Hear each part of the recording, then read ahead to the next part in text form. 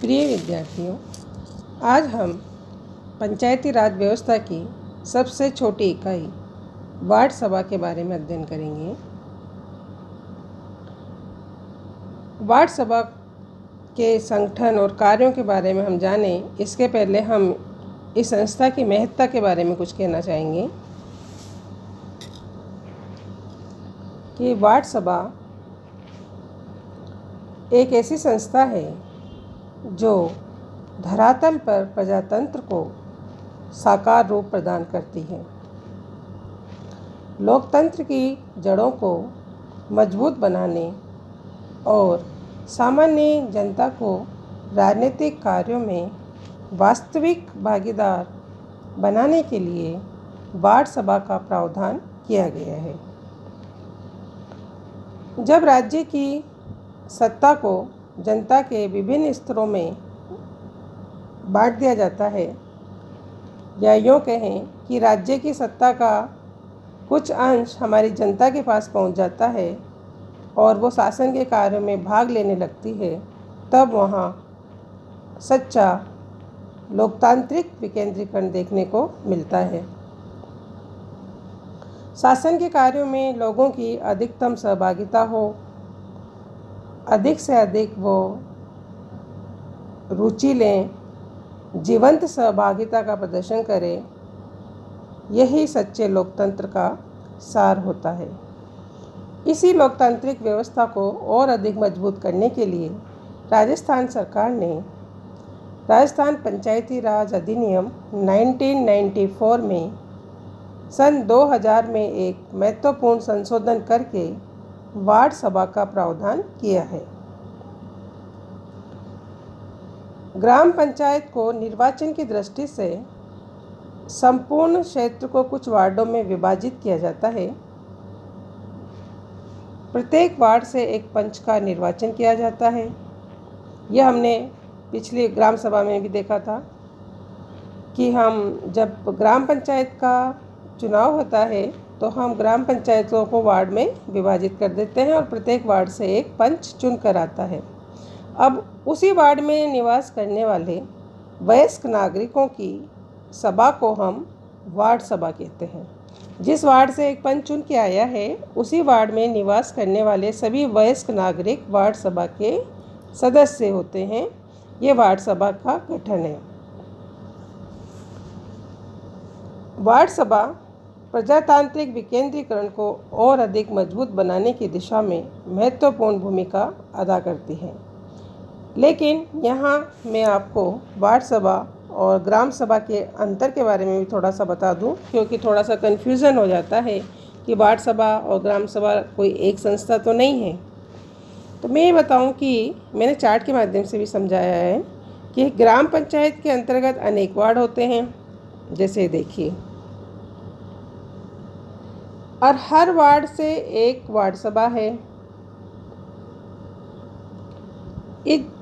तो वार्ड सभा तो प्रत्येक वार्ड में एक हो गई, बट सभी वार्डों के जो वयस्क नागरिक हैं वो सब मिलकर क्या बनाते हैं? ग्राम सभा।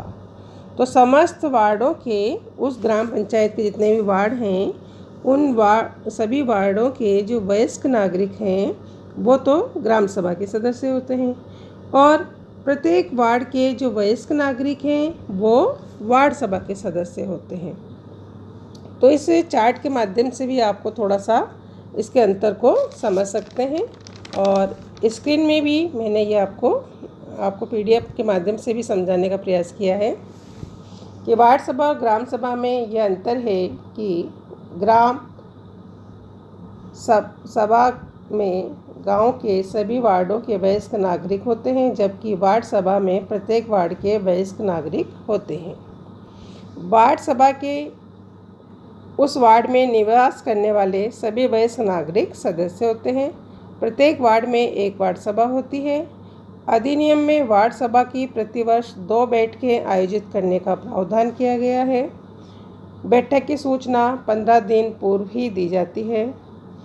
एक बैठक वित्तीय वर्ष के प्रारंभ में होगी और दूसरी बैठक वर्ष के अंत में करने का प्रावधान है। पंचायत समिति के विकास अधिकारी को वार्ड सभा की बैठकें आयोजित करने का दायित्व सौंपा गया है।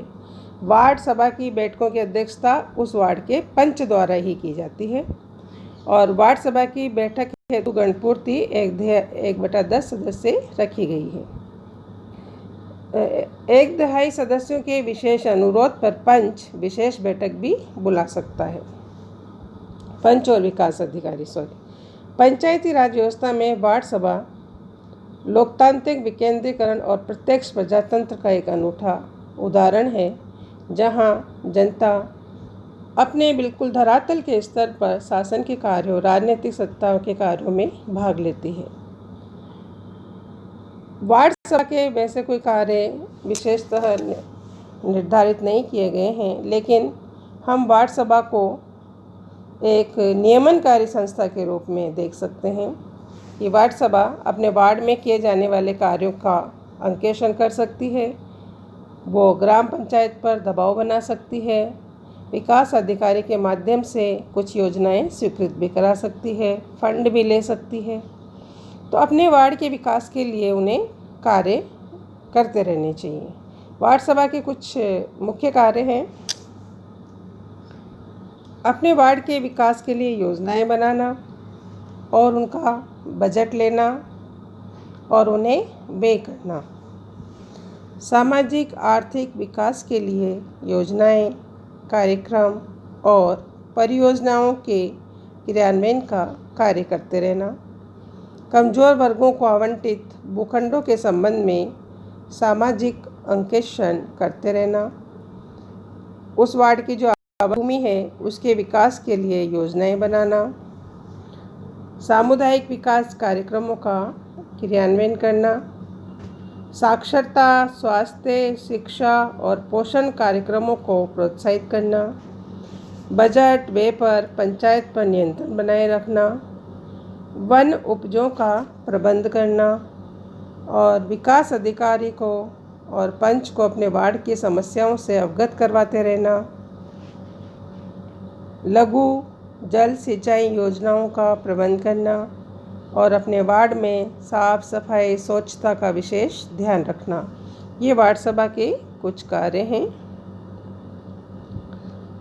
अब आप लोगों को वार्ड सभा भी समझ में आ गई है, ग्राम सभा भी समझ में आ गई है और दोनों के बीच में विशेषतः क्या अंतर है ये भी समझ में आ गया होगा।